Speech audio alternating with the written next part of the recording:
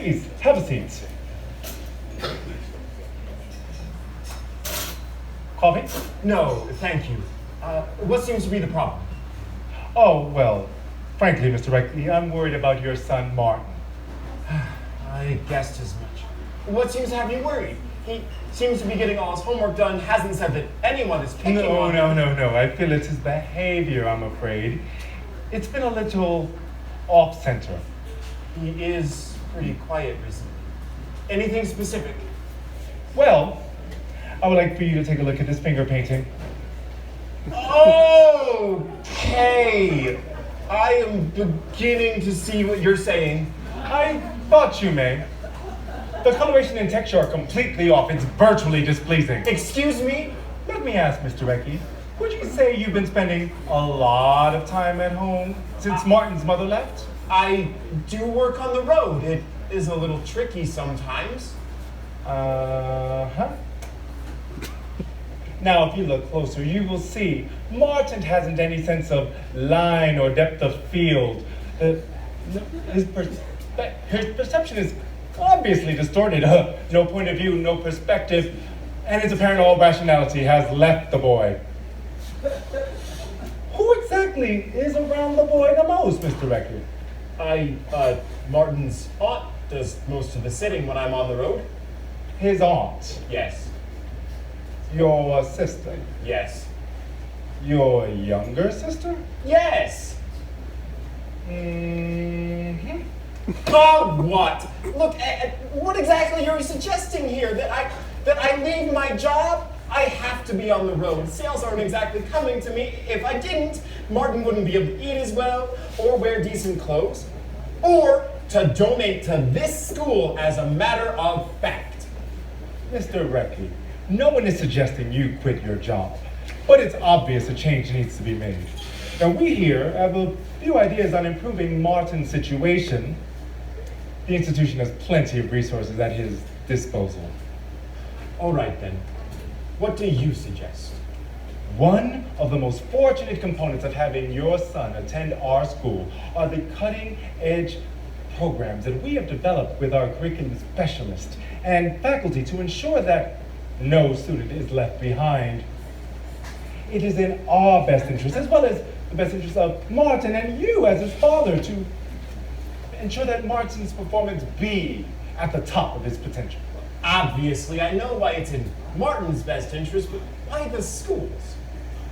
Mr. Reckley, like any public institution of education, we are funded by state and federal allocations based on student enrollment and a specific set of testing criteria.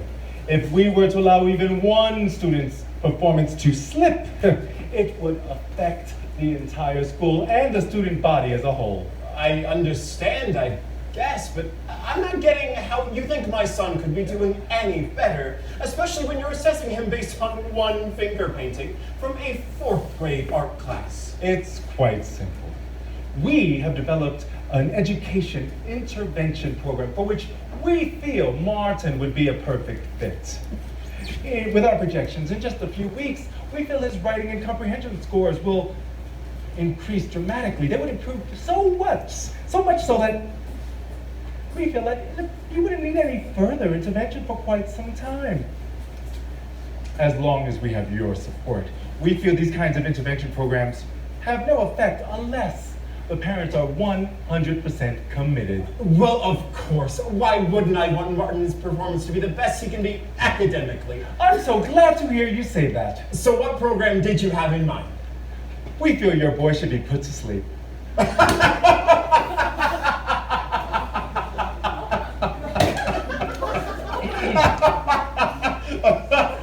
Put to sleep? Precisely. And let me tell you why. Let me show you. You see, Martin's performance over the last term, his writing and comprehension skills have dropped considerably. Now, this will have a great weight, a very great weight on his SAT scores, as well as the institution's yearly accreditation assessment. He's 9. Yes, I've seen his file. Now, if you look here, these are our projections for his improvement following what we would refer to as Plan A. What is that? What exactly would be Plan B? Frankly, Mr. Recchi, there isn't a room for improvement which allows Martin to exist. Huh? Now, if you look here, as I was saying, you will see his writing and comprehension skills will improve by a substantial margin. Of what? 0.002%. 2/1000% Upon the implementation of Plan A. Now, these numbers may fluctuate a little bit depending on what methods we use to remove him.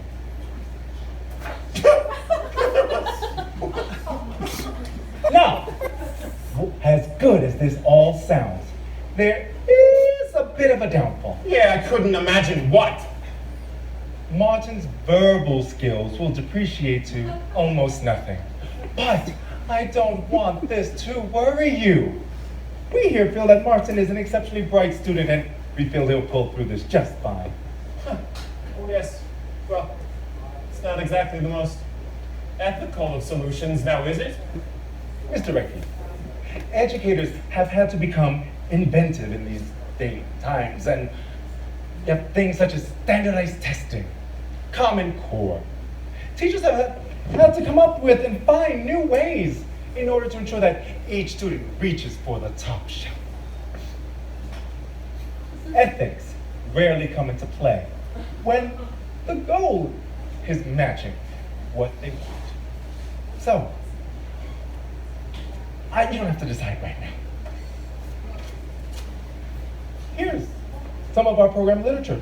Take a read and call us if you have any questions. Your child's removal and you? A brief guide to special education?